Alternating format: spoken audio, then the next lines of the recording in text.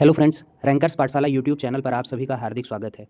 तो इस चैनल पर एलटी, जीआईसी और जीडीसी को ध्यान में रखकर एक सीरीज चलाई जा रही है। इन परीक्षाओं में जो सामान्य अध्ययन के 30 प्रश्न आते हैं, उन्हीं को ध्यान में रखकर जो पीवाईक्यू है उससे संबंधित प्रश्न पत्र हल कराया जा रहा है। तो अभी तक इस संबंध में 2018 में जो एलटी का पेपर हुआ था उसको कराया जा चुका है, और 2017 और 2021 में जो जीआईसी का पेपर हुआ था उसके जीएस के खंडों को इसके पूर्व के वीडियो में कवर करा दिया गया है। अगर आपने अभी तक उसको नहीं देखा है तो वो हमारी प्लेलिस्ट में जाकर आप उसको देख सकते हैं। तो इसी सीरीज़ को कंटिन्यू करते हुए आगे जो जीआईसी का पेपर हुआ था 2015 में, उसके सामान्य अध्ययन के प्रश्नों को हल करेंगे। तो आइए स्टार्ट करते हैं। पहला प्रश्न है, अल बरूनी साथ आया। किसके साथ आया अल बरूनी? अल बरूनी जो है गजनी के महमूद के साथ भारत आया था।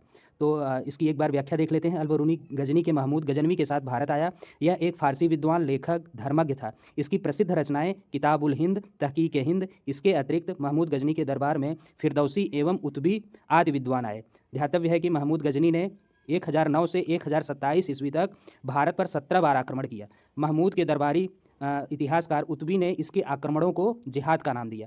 इसका मूल उद्देश्य इस्लाम का प्रसार और बुत परस्ती अर्थात मूर्ति पूजा को समाप्त करना था। तो इतनी जानकारी जो है गजनी के बारे में है, महमूद गजनी के बारे में। आप इसको अच्छे से देख लें। ये अलग अलग परीक्षाओं में ये सारे तथ्य भी पूछे जाते हैं, इसलिए व्याख्या खंड भी देखना महत्वपूर्ण है। अगला प्रश्न देखते हैं। अगला प्रश्न है, धौली स्थित है। तो धौली जो है, धौली हिल्स उड़ीसा के भुवनेश्वर से 8 किलोमीटर दूर दया नदी के किनारे स्थित है। इस स्थान से अशोक के चतुर्दश शिलालेख की एक प्रति प्राप्त हुई है। और धौली पहाड़ी को कलिंग क्षेत्र माना जाता है। तो इस प्रकार धौली कहाँ है? धौली भुवनेश्वर, उड़ीसा के भुवनेश्वर जिले में स्थित है। अगला प्रश्न है, फहियान भारत में आया। कब आया फहियान भारत? तो फहियान 399 एडी में।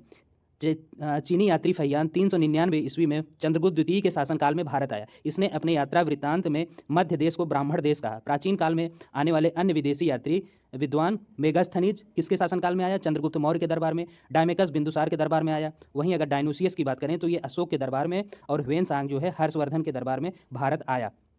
तो इस प्रकार ये 3 प्रश्न हुए। चौथे प्रश्न की तरफ बढ़ते हैं। चौथा प्रश्न, निम्नलिखित में से कौन दिल्ली का प्रथम सुल्तान था जो युद्ध में लड़ता हुआ मारा गया? तो इब्राहिम लोदी था दिल्ली का प्रथम सुल्तान जो युद्ध में मारा गया था लड़ते वक्त। तो इसकी एक बार व्याख्या देख लेते हैं। अप्रैल 1526 कब हुआ? अप्रैल 1526 को पानीपत के मैदान में इब्राहिम लोदी एवं बाबर के मध्य युद्ध हुआ, जिसमें इब्राहिम लोदी की पराजय हुई। इस प्रकार युद्ध में अमृत को प्राप्त करने वाला यह दिल्ली सुल्तान का प्रथम सुल्तान था। दिल्ली सल्तनत का प्रथम सुल्तान था। इस बात को इतिहासकार नियामतुल्लाह द्वारा भी कहा गया है। लोदी वंश का संस्थापक बहलोल लोदी था। सिकंदर लोदी ने 1504 ईस्वी में आगरा शहर की स्थापना की थी। इस प्रकार ये 4 प्रश्न। 5वें प्रश्न की तरफ बढ़ते हैं। 5वां प्रश्न है, कोली विद्रोह लोगों से संबंधित था। कोली विद्रोह किन लोगों से संबंधित था? तो गुजरात के। तो गुजरात, एक बार देख लेते हैं व्याख्या इस प्रश्न की। कोली विद्रोह जो है 1824 के अंत में पश्चिमी घाट एवं कच्छ के सीमावर्ती भाग में कोलीय जनजाति द्वारा किया गया विद्रोह था, जो पूर्व में स्थानीय दुर्गा के सैनिक के रूप में कार्य करते थे। अंग्रेजों के शासन में स्थापित होने के पश्चात दुर्गों का महत्व समाप्त हो गया, जिससे ये बेकार हो गए। इससे क्षुब्ध होकर अंग्रेजों के खिलाफ विद्रोह कर दिए। इस विद्रोह के नेता भाऊ सरे, चिमनजी यादव, नाना दरबारे आदि थे। यह विद्रोह कई कारणों में तथा आसपास के क्षेत्रों में 1850 ईस्वी तक चलता रहा। अगले प्रश्न की तरफ बढ़ते हैं। अगला प्रश्न है, बिरसा मुंडा का कार्यक्षेत्र था। तो बिरसा मुंडा का कार्यक्षेत्र रांची अर्थात झारखंड में बिरसा मुंडा का कार्यक्षेत्र था। तो बिरसा मुंडा एक आदिवासी नेता थे जो मुंडा जाति से संबंधित थे। रांची और सिंह भूमि के आदिवासी बिरसा मुंडा को भगवान मानकर याद करते थे। यही इनका कार्यक्षेत्र भी था। इन्होंने 1893 से 1900 ईस्वी के बीच मुंडा विद्रोह का नेतृत्व किया। यह विद्रोह मुंडों की पारंपरिक भूमि व्यवस्था खूंट कट्टी या मुंडारा या जमींदारी या व्यक्तिगत भू स्वामित्व वाली भूमि व्यवस्था में परिवर्तन के उपरांत विरुद्ध था। बिरसा मुंडा को उलगुलन और इसके विद्रोह को उलगुलन, अब बिरसा मुंडा को क्या कहा गया? उलगुलान, और इनके विद्रोह को क्या कहा गया? उलगुलन अर्थात महाविद्रोह के नाम से जाना गया। बढ़ते हैं 7वें प्रश्न की तरफ। 7वां प्रश्न है, नाथुला दर्रा भारत के किस राज्य में है? तो नाथुला दर्रा भारत के सिक्किम राज्य में है। सिक्किम राज्य। अब बाकी जो दर्रे दिए हुए हैं, अब देख लेते हैं जो राज्य दिया हुआ है उनमें कौन कौन से दर्रे हैं, एक बार नजर डाल लेते हैं। तो जोजिला और पीर पंजाल कहाँ पे है? जम्मू कश्मीर। नीतिमाना कहाँ है? उत्तराखंड। शिवकिल्ला और रोहतांग कहाँ है? हिमाचल प्रदेश। 8वें प्रश्न की तरफ, निम्नलिखित में कौन सा स्थान परमाणु शक्ति स्टेशन के लिए प्रसिद्ध है? तो कौन सा स्थान प्रसिद्ध है? कुडनकुलम। ये कहाँ है? तमिलनाडु में। तमिलनाडु राज्य के तिरुवेनवेली जिले में स्थित कुडनकुलम नामक स्थान परमाणु शक्ति स्टेशन के लिए प्रसिद्ध है। यह रूस के सहयोग से स्थापित किया गया है। भारत में अन्य परमाणु स्टेशन तारापुर कहाँ पर है? महाराष्ट्र रावतभाटा, राजस्थान नरौरा, उत्तर प्रदेश कैगा, कर्नाटक और काकरापारा गुजरात में स्थित है। अगले प्रश्न की तरफ बढ़ते हैं। अगला प्रश्न है 9वां, यूरोप के निम्नलिखित देशों में से कौन सा खाद्यान्न उत्पादन में आत्मनिर्भर है? तो कौन आत्मनिर्भर है? फ्रांस। फ्रांस यूरोप का एकमात्र ऐसा देश है जो खाद्यान्न उत्पादन में आत्मनिर्भर है। अधिकांश जनसंख्या नगरीय होने के बावजूद कृषि प्रधान देश होने के कारण इसे किसानों का देश कहा जाता है। यहाँ के मैदानी क्षेत्रों में गेहूं का उत्पादन बृहत स्तर पर किया जाता है। गेहूं का उत्पादन अधिकांशतः सीन नदी बेसिन क्षेत्र में किया जाता है। ध्यातव्य है कि फ्रांस को वाइन यार्ड के रूप में भी उपमा दी जाती है। वाइन यार्ड मतलब शराब का उत्पादन यहाँ पर बहुत होता है। आप जो है ध्यान दिए होंगे, पेरिस जो है इस वाइन यार्ड का प्रमुख शहर है। बढ़ते हैं 10वें प्रश्न पे। 10वां प्रश्न है, यूरोप में 4 राजधानियों से होकर प्रवाहित होने वाली नदी है। तो कौन नदी है? डेन्यूब नदी। डेन्यूब नदी यूरोप के 4 देशों से होकर प्रवाहित होती है, 4 राजधानियों से होकर प्रवाहित होती है। एक बार इसकी व्याख्या पे देख लेते हैं। डेन्यूब नदी जर्मनी के ब्लैक फॉरेस्ट पर्वत से निकलती है। कहाँ से उद्गमित होती है? ब्लैक फॉरेस्ट पर्वत से निकलती है और पूर्व में बहती हुई काला सागर में गिरती है। जर्मनी के ब्लैक फॉरेस्ट से निकलती है और अपना मुहाना कहाँ बनाती है? काला सागर में गिरती है। यह यूरोप की 4 राजधानियों से होकर गुजरती है। ये हैं बुखारेस्ट राजधानी किसकी है? रोमानिया की। बेलग्रेड पूर्वी युगोस्लाविया की। बुडापेस्ट हंगरी की एवं वियना ऑस्ट्रिया की। इनकी राजधानियों से होकर यह नदी गुजरती है और वोल्गा के पश्चात यह यूरोप की सबसे बड़ी नदी है। जबकि राइन नदी स्विट्जरलैंड में आल्प्स पर्वत से निकलकर जर्मनी एवं नीदरलैंड में बहती हुई उत्तरी सागर में गिरती है। विश्व के सबसे अधिक व्यापार भार वाले बंदरगाहों में रॉटरडैम कहाँ पर है? नीदरलैंड में इसी पर स्थित है। कहाँ पर? नीदरलैंड में। रॉटरडैम क्या है? एक बंदरगाह। 11वां प्रश्न देखते हैं। 11वां प्रश्न है, हीरे के लिए प्रसिद्ध किम्बरले खान अवस्थित है। तो हीरे के लिए प्रसिद्ध किम्बरले खान दक्षिण अफ्रीकी देश में है। किम्बरले दक्षिण अफ्रीका के उत्तरी के प्रांत की राजधानी है। यह दक्षिण अफ्रीका की विश्व प्रसिद्ध हीरे की खान है। यहाँ का अधिकांश स्वर्ण हाई वेल्ड के विट वाटर्स रेंड क्षेत्र में पाया जाता है। दक्षिण अफ्रीका स्थित जोहानिसबर्ग को स्वर्ण नगरी की उपमा प्राप्त है। 13वां प्रश्न की 12वें प्रश्न की तरफ देखते हैं। 12वां प्रश्न था, निम्नलिखित में कौन सा भारत के उपराष्ट्रपति नहीं थे? अब जो 4 नाम दिए गए हैं उसी में आपको बताना था इनमें कौन एक उपराष्ट्रपति नहीं थे। तो फखरुद्दीन अली अहमद भारत के उपराष्ट्रपति नहीं थे। बाकी तीनों अन्य थे, वीवी गिरी, डॉक्टर एस राधाकृष्णन और जाकिर हुसैन, ये सभी उपराष्ट्रपति थे भारत के। इस प्रकार इसका सही उत्तर क्या हो जाएगा? फखरुद्दीन अली अहमद। बढ़ते हैं अगले प्रश्न पे। अगला प्रश्न था, भारत में राज्यसभा किसका प्रतिनिधित्व करती है? तो भारत में राज्यसभा जो है राज्यों और संघ राज्यों का प्रतिनिधित्व करती है। किस अनुच्छेद के तहत? संविधान के अनुच्छेद 80 के अंतर्गत राज्यसभा राज्यों और संघ राज्य क्षेत्रों के प्रतिनिधित्व से मिलकर बनेगी। अतः स्पष्ट है कि राज्यसभा राज्यों और संघ राज्य क्षेत्रों का प्रतिनिधित्व करती है। वर्तमान में राज्यसभा में 245 सदस्य हैं। इसमें 229 सदस्य राज्यों का प्रतिनिधित्व करते हैं, 4 संघ राज्य क्षेत्रों का प्रतिनिधित्व करते हैं। अब 239 प्लस 4 कहाँ से आते हैं? संघ राज्य क्षेत्रों से। और 12 सदस्य राष्ट्रपति द्वारा मनोनीत हैं।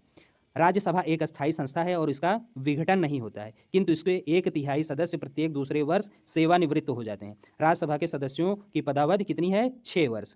तो इस प्रकार ये राज्यसभा के बारे में इतने तथ्य थे, आप इनको एक बार जरूर देख लें।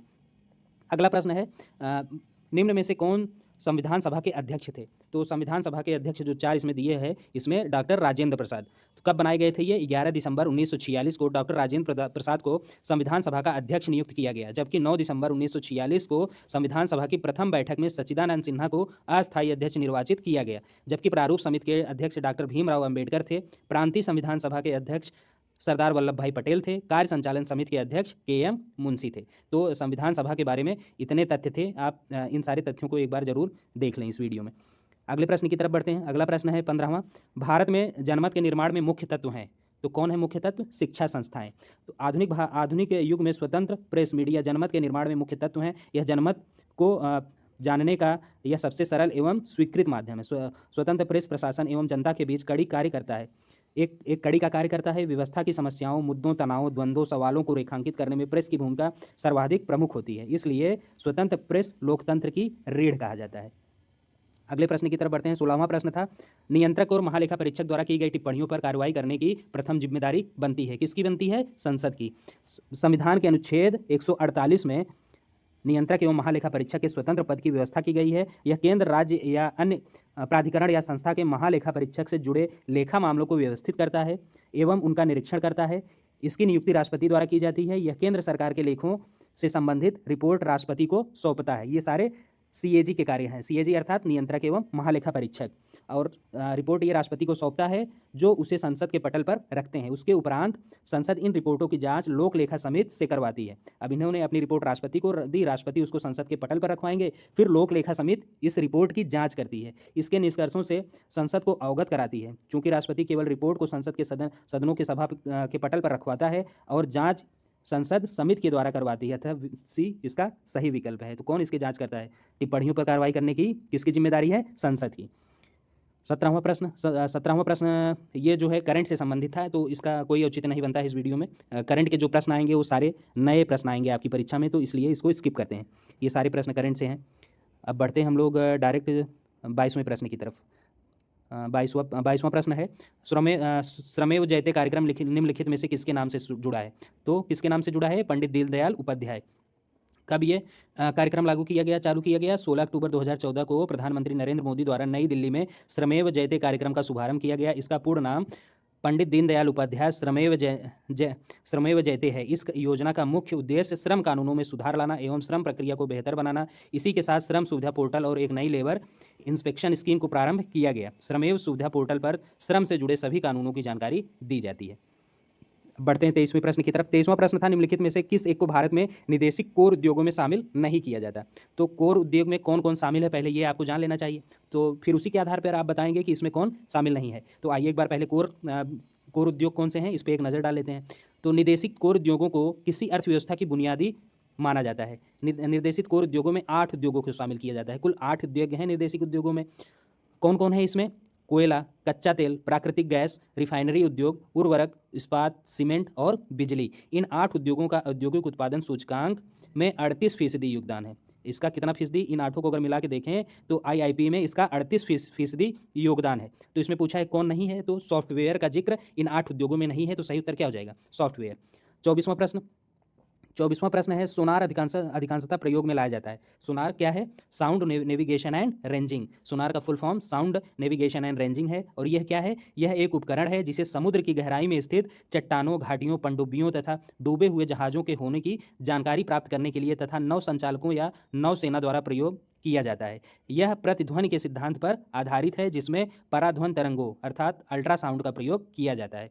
तो इसका उपयोग किसके द्वारा किया जाता है? नौ संचालकों द्वारा। सही उत्तर ऑप्शन डी। बढ़ते हैं 25वें प्रश्न की तरफ। 25वां प्रश्न है, विटामिन सी का रासायनिक नाम क्या है? विटामिन सी का रासायनिक नाम स्कॉर्बिक एसिड, स्कॉर्बिक अम्ल है।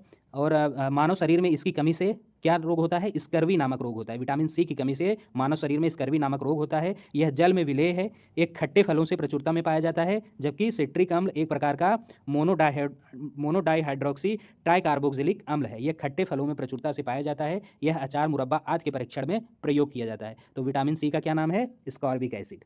बढ़ते हैं अगले प्रश्न की तरफ। अगला प्रश्न है, हम कमरे में सूर्य का प्रकाश पाते हैं। कैसे पाते हैं सूर्य का प्रकाश? प्रकीर्णन द्वारा। कैसे पाते हैं? प्रकीर्णन द्वारा। एक बार इसकी व्याख्या देख लेते हैं। जब प्रकाश किसी माध्यम से गुजरता है जिसमें धूल अथवा अन्य पदार्थों के अत्यंत सूक्ष्म कण मौजूद होते हैं, तो इनके द्वारा प्रकाश सभी दिशाओं में प्रसारित होता है। अब धूल कण से क्या होगा? ये प्रकीर्णित होती हैं और पूरी तरह फैल जाती हैं। इसे प्रकाश का प्रकीर्णन कहते हैं। इसी घटना के द्वारा प्रकाश हमारे कमरों तक पहुँच पाता है। आकाश का नीला प्रकाश प्रकीर्णन के कारण ही दिखाई देता है। मूलतः प्रकाश का प्रकीर्णन माध्यम के कणों द्वारा प्रकाश का अवशोषण तथा पुनः उत्सर्जन है। इस प्रकार ये प्रकीर्णन के बारे में इतने संबंधित तथ्य थे। अगला देख लेते हैं 27वां प्रश्न है, बिजली का सबसे उत्तम चालक निम्नलिखित में से कौन है? तो बिजली का सबसे उत्तम चालक समुद्री जल है।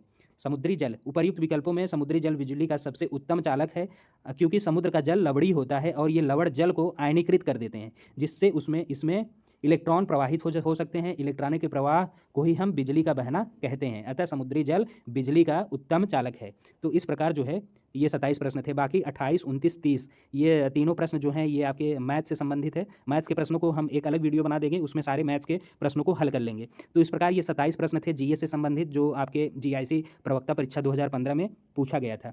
उम्मीद करता हूँ कि ये वीडियो आपको पसंद आया तो हमारे वीडियो को लाइक ज़रूर करें। अगर आप चैनल पर पहली बार विजिट कर रहे हैं तो हमारे चैनल को सब्सक्राइब करना ना भूलें। मिलते हैं अगली वीडियो में, तब तक के लिए धन्यवाद।